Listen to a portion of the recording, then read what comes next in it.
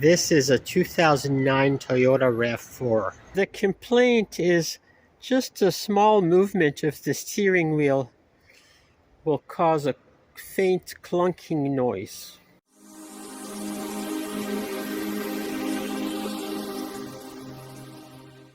This is the steering linkage from this Toyota RAV4, which has electric power steering.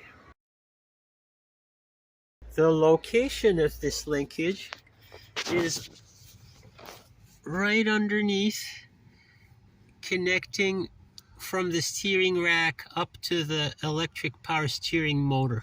Replacing the linkage is very simple. It has a bolt in the bottom and a bolt in the top.